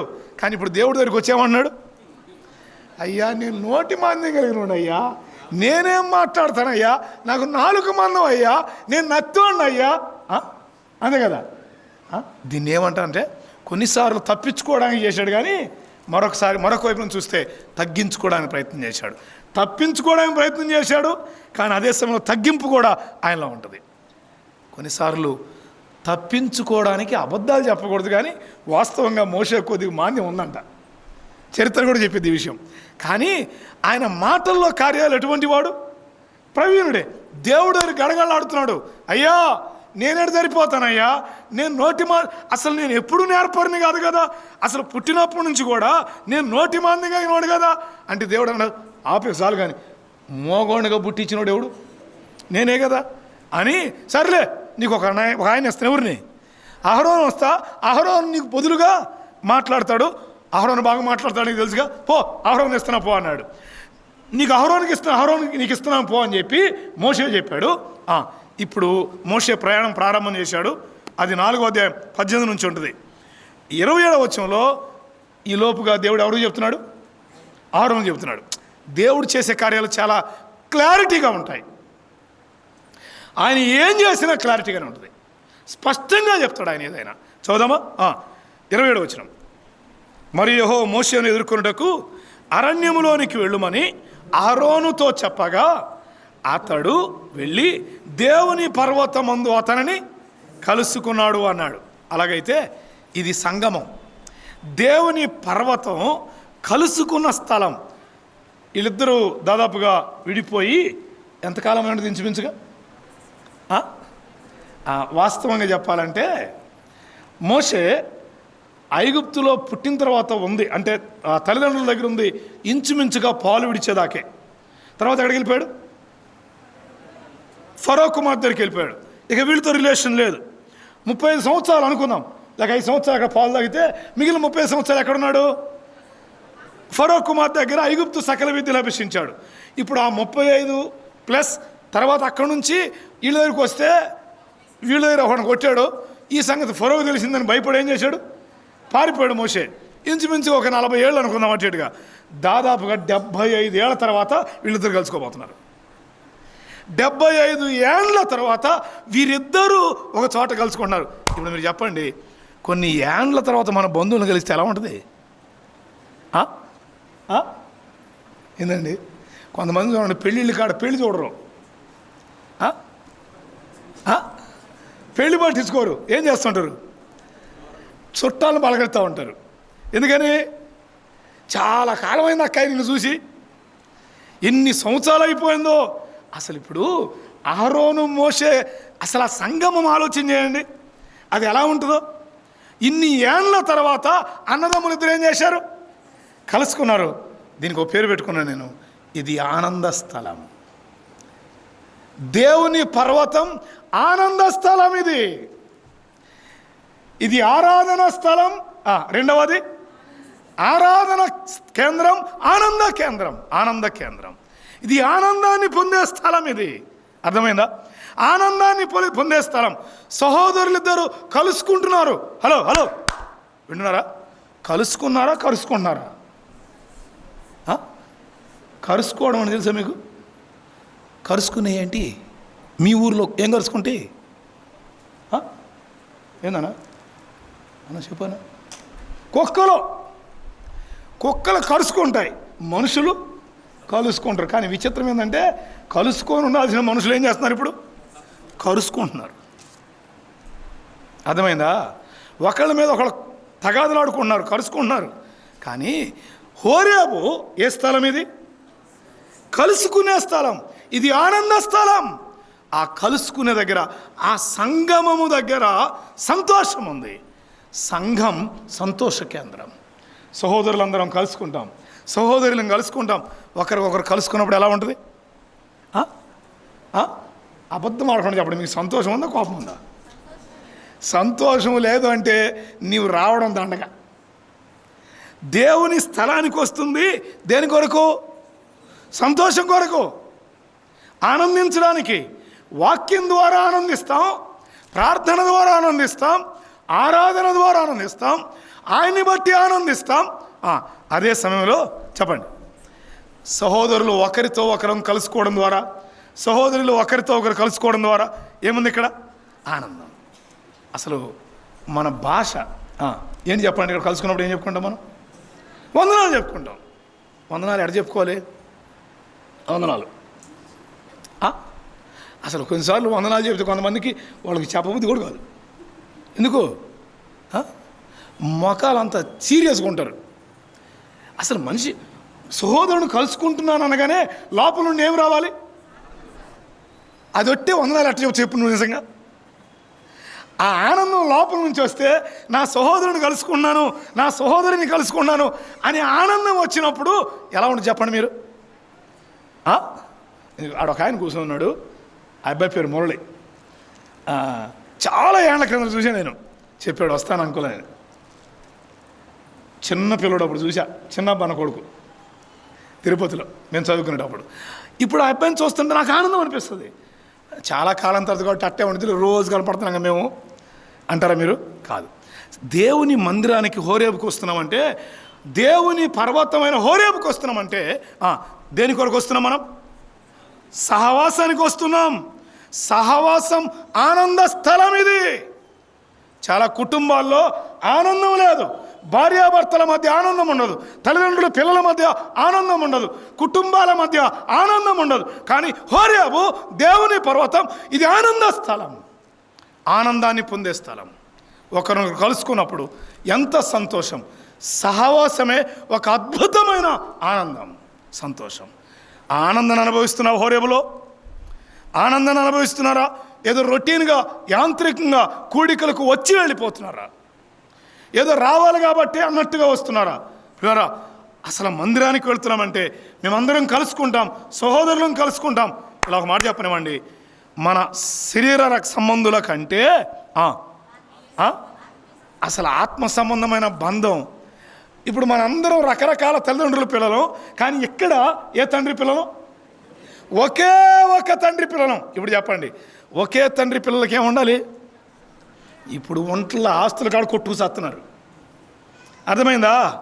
ఆస్తులు కాడ కొట్టుకు చేస్తున్నారు. ఇంకా బాధ ఏంటంటే అన్నదమ్ముల దగ్గరే అక్రమ సంబంధాలతో జరుగుతుండగా తన్నుకొని చచ్చిపోతున్నారు. అర్థమవుతుందా? చాలా బాధాకరమైన పరిస్థితులు లోకములో ఉన్నాయి. కుటుంబాలు గలిబిలిగా ఉన్నాయి, నెమ్మది లేని పరిస్థితులు ఉన్నాయి. బట్ హోరేబు దేవుని పర్వతం ఏమిచ్చింది? ఇది ఆనందాన్ని ఇచ్చింది. ఇది ఆనంద స్థలం, ఆనంద స్థలం. సహవాసం ఒక అద్భుతమైన స్థలం. లేక సహవాసం పొందగలిగినప్పుడు ఆనందాన్ని అనుభవిస్తాం. అపోస్తుల కార్యముల గ్రంథం 2వ అధ్యాయంలో సంఘానికి ఇవ్వబడిన 4 ముఖ్యమైన సూత్రాలు, 4 స్తంభాలు అంటారు. అవి ఏంటవి? అపోస్తుల బోధ, రొట్టె విరుచుట, 2వది, 3వది ప్రార్థన చేయుట, 4వది ఏంది? నేను తప్పు చెప్పాను సీక్వెన్స్? చదువు, నేను పొరపడ. అది కాదు, 42 చదువు, 2:42. అటే నేనే తప్పు చెప్పాను మీకైతే. సీక్వెన్స్ నేనే మార్చా. రైట్. అపోస్తుల బోధ. మీరు మంచోళ్ళు, మీరు చాలా బాగా నేర్చుకున్నట్టయితే. అమ్మాయి ఆపేసింది అసలు చెప్పకుండా. అపోస్తుల బోధ, సహవాసం, రైట్, వెరీ గుడ్. రొట్టె విరుచుట. ఇప్పుడు మీరు మంచి నాకు సహాయం చేశారు ఇక్కడ, నేను కూడా పాఠం చెప్పడానికి. అపోస్తుల బోధ తర్వాత దేనికి ప్రాధాన్యత ఇచ్చాడు? సహవాసానికి ప్రాధాన్యత ఇచ్చాడు. అంటే ఇప్పుడు దాని అర్థం ఏంటి? రొట్టె విరచడం ముఖ్యమా, సహవాసం ముఖ్యమా? ప్రార్థన ముఖ్యమా, సహవాసం ముఖ్యమా? నేను ఆ 2 తక్కువ చేయట్లా. ఇక్కడ ఒక పద్ధతి చెప్పాలంటే, వాక్యం వినే కొద్దీ సహవాసాన్ని లైక్ చేస్తాం, సహవాసాన్ని ఇష్టపడాలి. అప్పుడప్పుడు మనం గ్రూపుల్లో పోస్టులు పెట్టి లేకపోతే అని చెప్పిన తర్వాత లేకపోతే యూట్యూబ్లో పెట్టి ప్లీజ్ సబ్స్క్రైబ్ అని ఉంటారు. కింద ఇంకో మాట కూడా లైక్ లైక్ అని ఇట్లా చెప్తుంటారు. అవునా? అంటే ఇప్పుడు దాని అర్థం ఏంటి? ఇప్పుడు సహవాసాన్ని మనం అందరం ఏం చేయాలి? లైక్ కొట్టాలి. అర్థమైందా? ఇది ఏ భాష? ఇది మొబైల్ భాష. ఇది అర్థమైందా? ఇప్పుడు మొబైల్ భాషతో మాట్లాడాల్సి వస్తుంది జనాలతోటి. ఇప్పుడు మెసేజ్లు కూడా అంతా మొబైల్ భాషే. అవునా? ఓకే, బ్రదర్ అనే మాట బ్రో అన్నారు, బ్రో అన్నారు. చాలా పదాలు మారిపోతున్నాయి. విచిత్రంగా ఉంటుంది కొన్నిసార్లు చూసి, ఏందా ఇది అనిపించింది. అట్లా అనమాట. సో సహవాసం అనేది చాలా సంతోషాన్ని ఇస్తుంది అని గుర్తుపెట్టుకుందాం. సో 2 చెప్పాను. దేవుని పర్వతం, 1 ఆరాధన స్థలం, 2వది ఆనంద స్థలం లేక ఆరాధన కేంద్రం, ఆనంద కేంద్రం. దేవుని సన్నిధికి వస్తున్నామంటే సహవాసాన్ని ఎక్కువగా మనం ఇష్టపడదాం. నా ప్రజలతో సహవాసం చేయబోతున్నా. అందుకే మోషే అన్నాడు, అల్పకాల పాపభోగము అనుభవించుట కంటే దేవుని ప్రజలతో అనేది సహవాసం. దేవుని ప్రజలతో ఉండడానికి ఐగుప్తు ధనాన్ని వద్దన్నాడు. దేవుని ప్రజలతో సహవాసం చేయడానికి అల్పకాల పాప భోగం వద్దన్నాడు. ఆలోచన చేయండి. సహవాసం యొక్క మాధుర్యాన్ని ఇష్టపడ్డాడు. పూర్వకాలంలో భక్తులు ఆదిమ సంఘాలలో సహవాసాన్ని బహుగా ఇష్టపడేవారు. అందుకే ఇంటింట ప్రతిదినం కదా, మనం వారంలో 3 రోజులు కూడికలు పెడితేనే కష్టం అవుతుంది రావటం. ఇంటింట కూడుకున్నారు, సహవాసం చేశారు, ఆనందించగలిగారు. సో ఇది ఆరాధన స్థలం. 3వది. సో ఇంకా దాని అక్కడ ఇలా చెప్పుకోవచ్చు, దేవుని పర్వతం సంబంధాలు కలిపేది కూడా అని చెప్పుకోవచ్చు. ఆ సహవాసం సంగమం కదా, సంబంధాలు కలిపేది దేవుని పర్వతం. నేను దాన్ని 3వ పాయింట్ చెప్పట్లేదు కానీ అర్థం కావాలని చెప్తాను. దూరమైన అన్నదమ్ములు ఇద్దరు ఎక్కడ కలుసుకుంటున్నారు? దేవుని పర్వతం దగ్గర. దేవుని సంఘం లేక దేవుని పర్వతం హోరేబు సంబంధాలు కలిపిద్ది.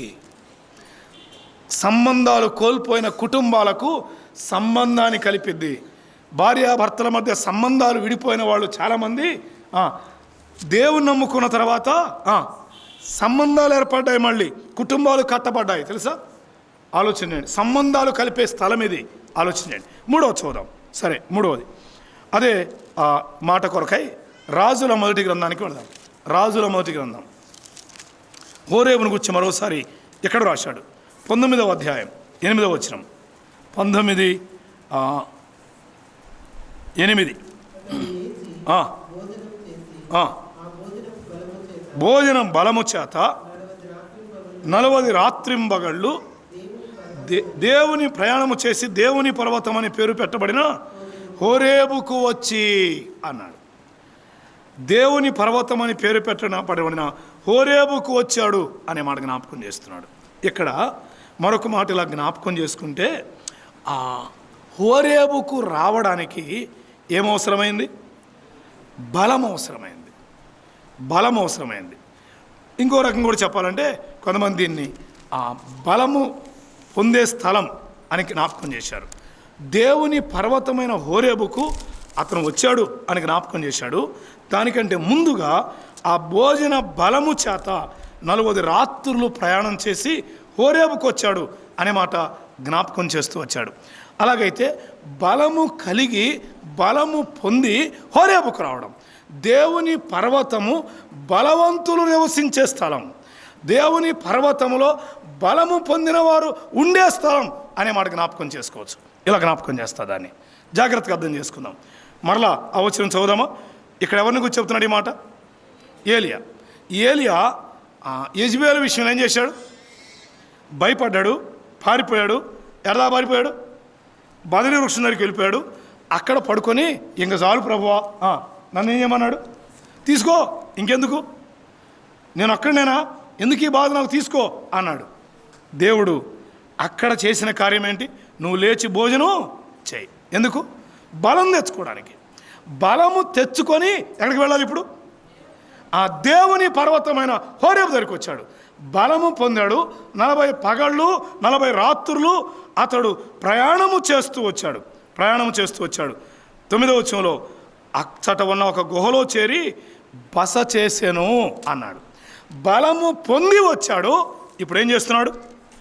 బస చేస్తున్నాడు, బస చేస్తున్నాడు, బస చేస్తున్నాడు. ఇలా జ్ఞాపకం చేస్తాను. ఇక్కడ బదరీ వృక్షం దగ్గర అలసిపోయాడు. ఇక్కడ ఏం చేస్తున్నాడు? బలం పొంది బస చేస్తున్నాడు. అర్థమైందా? అలసట తీర్చే కేంద్రం ఇది. అలసట తీర్చే కేంద్రం. వాస్తవానికి అక్కడ ఆహారం తీసుకున్న మాట వాస్తవమే, కానీ దేవుని పర్వతం దగ్గరికి వచ్చి ఇక్కడ బస చేస్తున్నాడు. బలవంతులు బస చేసే స్థలం ఇది. బలవంతులు ఇంకా అలసట తీర్చుకునే స్థలం ఇది. బలవంతులు మరింతగా బలపరచబడే స్థలం ఇది. ఎందుకు ఈ మాట చెప్పానంటే కొంచెం జాగ్రత్తగా వినండి. అపోస్తలుడైన పౌలు ఎఫెసీయులకు రాసిన పత్రికలో ఒక వచనం చదువుదాం.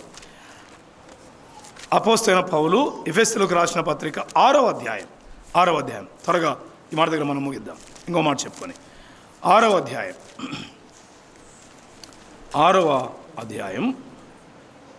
వచనం 10 చదువుదామా?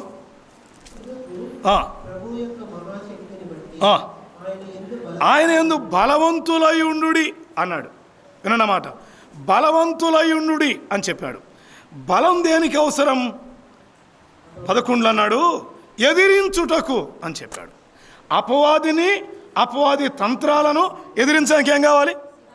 బలము కావాలి. సో బలము పొందాలి. బలము పొంది ఆయన సన్నిధిలో మనం ఏం చేయాలి? దేవుని పర్వతం దగ్గర ఏం చేయాలి? బస చేయాలి. ఇది బలం ఇచ్చే స్థలం మాత్రమే కాకుండా బస ఇచ్చే స్థలం. బస అనే మాట దగ్గర నెమ్మది లేక అలసట తీర్చబడి ఉంచబడే స్థలం. ఉదాహరణకు మనం చాలా దూరం ప్రయాణం చేసి వచ్చాం అనుకుందాం. 40 పగళ్ళు 40 రాత్రులు ప్రయాణం చేశాడు. ఎలా ఉంటుంది? ఇప్పుడు ఎలా ఉంటుంది? అలసట వస్తుంది కదా. ఇప్పుడు ఇక్కడికి వచ్చి ఏం చేస్తున్నాడు? బస చేస్తున్నాడు. అంటే అలసట పొందుతున్నాడు, అలసట తీర్చుకున్నాడు. అతడు అలసట తీర్చబడే స్థలం, అలసిన వారు ఊరడించబడే స్థలం దేవుని పర్వతం. అలసిపోయావా? జీవితంలో అనేక శ్రమల ద్వారా, అనేక పరిస్థితుల ద్వారా అలసిపోతున్నావా? బలము పొందిన అపవాది అనేక రీతులుగా మనమే దాడి చేస్తున్నప్పుడు ఈ ప్రయాణములో శక్తి కోల్పోతున్నామా? అలసట పొందిన అనుభవాలు ఉన్నాయా?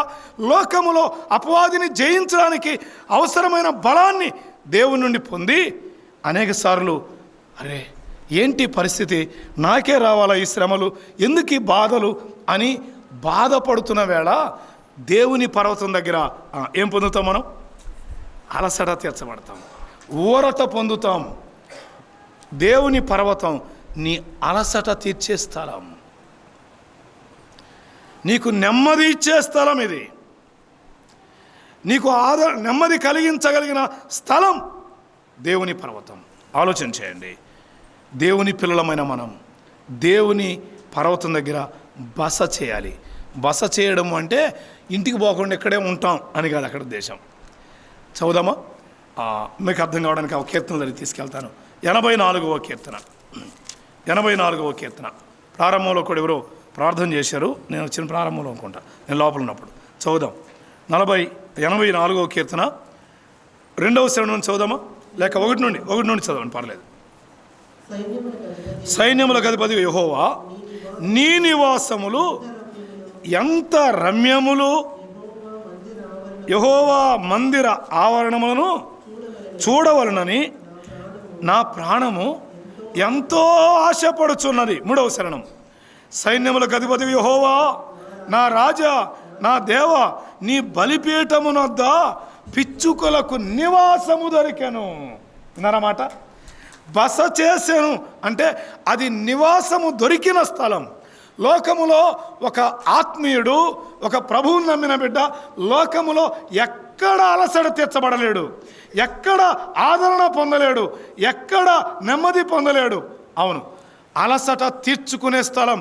దేవుని పిల్లలు లోకములో అలసట తీర్చబడలేరు కానీ, ఆదరణ పొందలేరు కానీ, ఆదరణ పొందే స్థలం ఎక్కడ?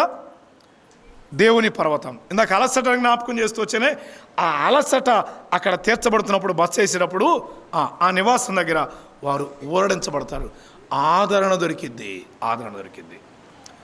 సో ఆ నివాస స్థలం అది, దేవుని నివాస స్థలములో మనకు ఆదరణ దొరికిద్ది. ఇదే మాట యెషయా గ్రంథంలో ఆఖరి అధ్యాయంలో చదువుదామా? యెషయా గ్రంథం 66వ అధ్యాయం. యెషయా గ్రంథం 66వ అధ్యాయం. యెషయా గ్రంథం 66వ అధ్యాయం 13వ వచనం. యెషయా గ్రంథం 66వ అధ్యాయం 13వ వచనం. ఒకని తల్లి వానిని ఆదరించున్నట్లు, విన్నారన్నమాట. ఆదరణ ఎవరికి కావాలి? అలసిన వారికి కావాలి. ఆదరణ ఎవరికి కావాలి? బాధలో ఉన్న వారికి కావాలి. ఆదరణ ఎవరికి కావాలి? శ్రమలో ఉన్న వారికి కావాలి. ఆదరణ ఎవరికి కావాలి? కృంగిన వారికి కావాలి. అలాగైతే వీటన్నిటికీ సంబంధించిన ఆదరణ కేంద్రం దేవుని పర్వతం. అర్థమైందా? ఆదరణ స్థలం దేవుని పర్వతం. ఆ మాట చెప్పడానికే మీకు అలసట అనే పదాన్ని పరిచయం చేశాను. అతడు ఆహారం లేక అలసిపోయాడు, ప్రయాణం చేసి అలసిపోయాడు. ఇప్పుడు ఇక్కడికి వచ్చి ఏం చేస్తున్నాడు? బస చేస్తున్నాడు. ఇక్కడ ఆదరణ దొరికింది. దేవుని పర్వతం ఆదరించబడే స్థలం. శ్రమలున్నాయా? ఆలోచించాయి. ఒకని తల్లి వారిని ఆదరించినట్లు నేను మిమ్మును ఆదరిస్తా. ఎక్కడా ఎక్కడ చదువుదామా? అక్కడేమనుందో 13వ వచనం 2వ లైను. యెరూషలేములోనే నేను మిమ్మును. అబ్బా, యెరూషలేం ఏంటది? దేవుని పర్వతం. యెహోవా మందిర పర్వతమునకు మనము ఎక్కి వెళ్ళుదాము రండి అన్నాడు యెషయా గ్రంథం 2వ అధ్యాయంలో. ఆ దేవుని పర్వతం యెరూషలేం. అలాగైతే అక్కడ ఏం చేస్తానంటున్నాడు? ఆదరిస్తా. అలాగైతే నీ కుటుంబంలో శ్రమలు ఎక్కువయ్యాయా? నీ దేహంలో అనారోగ్య బాధలు ఉన్నాయా? నిన్ను పట్టించుకునేవారు లేరా? నీ భర్త పట్టించుకోవడం లేదా? నీ పిల్లలు పట్టించుకోవడం లేదా? నీ పరిస్థితులు దుర్భరంగా ఉన్నాయా? అనేక శ్రమలలో ఉన్నావా? Comfort place, comfort zone Horeb. ఆదరణ స్థలం హోరేబు. దేవుని పర్వతమే ఆదరణ కేంద్రం. లోకములో మరి ఎక్కడ మనం ఆదరించబడలేం. ఇక్కడ ఆదరణ దొరికింది.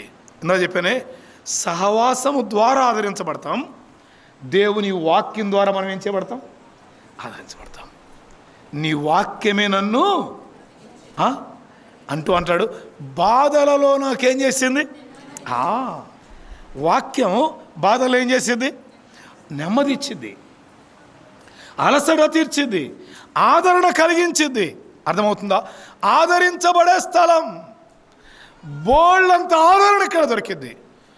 మనిషికి లోకంలో ఆస్తి కంటే ఏది కావాలి తెలుసా? ఆదరణ కావాలి. చాలామందికి ఆస్తులు ఉన్నాయి కానీ ఆదరణ లేక, ఎవరైనా మా కోసం ఒక మాట మాట్లాడితే బాగుండు, ఎవరైనా మమ్మల్ని పలకరిస్తే బాగుండు అని ఆశపడేవాళ్ళు ఉన్నారు తెలుసా మీకు? కొంతమంది పిల్లలు, చాలామంది ప్రభువుని ఎరగని వారి జీవితాలు జ్ఞాపకం చేస్తున్నాను. ఎక్కడో ఫారిన్లో ఉంటారు, ఇక్కడ తల్లిదండ్రులు ఉంటారు, వాళ్ళకి ఎవరు పరామర్శించే వాళ్ళు ఉండరు. కానీ ఆ పరిస్థితుల దగ్గర వాళ్ళు ఉండే బాధల్లో ఎవరైనా మాకు వచ్చి సహాయం చేస్తే బాగుండు, అమ్మ బాగున్నావా, తల్లి అయ్యా బాగున్నారా అని అడిగితే బాగుండు అని ఎదురు చూసేవాళ్ళు ఉంటారు తెలుసా చాలామంది. కానీ ప్రభువు నమ్ముకున్న మనకు ఇంతమంది ప్రభు పిల్లలు ఉండగా ఎంతకంటే ఆదరణ ఎక్కడం చెప్పండి. అందుకే సంఘం ఆదరణ కేంద్రం. శ్రమలు ఉన్నాయా, కష్టాలు ఉన్నాయా, కన్నీళ్ళు ఉన్నాయా, రండి దేవుని సన్నిధికి, ఆయన సన్నిధికి రండి, హోరేబుకు రండి, దేవుని పర్వతానికి రండి. అక్కడ ఆదరణ దొరికింది. తెస్సలోనికే పత్రికలో కూడా మాటలు జ్ఞాపకం చేయబడ్డాయి. అవును, ఆదరించాలి. చదువుదామకు వచ్చినాం, చదివి ప్రార్థన చేద్దాం. తెస్సలోనికేలకు రాయబడిన మొదటి పత్రిక, అపోస్తలైన పౌలు తెస్సలోనికేలకు రాసిన మొదటి పత్రిక 5వ అధ్యాయం వచనం 13 నుండి చదుదాం, లేక 14. సహోదరులారా, బోధించున్నదేమనగా అక్రమముగా నడుచుకునే వారికి బుద్ధి చెప్పండి, ధైర్యము చెడిన వారికి అట్లా ఇది ఏ స్థలం? ధైర్యం ఇచ్చే స్థలం. ఆదరణలో ధైర్యం దొరికింది, ఆదరణలో నెమ్మది దొరికింది, ఆదరణలో అలసట తీరిద్ది. చదుదామా? బలహీనులకు ఓతమీయుడి అంటే అదే చెయ్యివ్వండి, బలం ఇవ్వండి, వారికి శక్తినివ్వండి, వారికి ఆదరణ ఇవ్వండి అంటాడు. 11వ వచనం కూడా చదువుదామా? అదే 5వ అధ్యాయం 11వ వచనం. చేయుచున్నట్టుగానే ఆల్రెడీ తెస్సలోనికే సంఘస్థులు చేస్తున్నారు ఆ పని.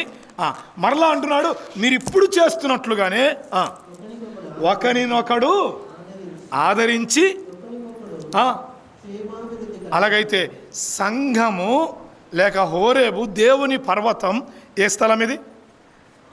ఆదరణ స్థలం, ఒకరికొకరు ఆదరించుకునే స్థలం. కొన్నిసార్లు ఇళ్ళల్లో వాళ్ళు పలకరీరు, ఏమని బాగున్నామా అని భార్య అని భర్త అడగడు. కొన్నిసార్లు భార్య ఎదురు చూస్తుంటుంది, నన్ను అడిగితే బాగుండు, ఒక్క మాట కూడా అడగడు అని బాధపడుతుంది. కొన్నిసార్లు భర్త బాధపడుతుంటాడు, ఈమె అసలు పట్టించుకోదు నన్ను.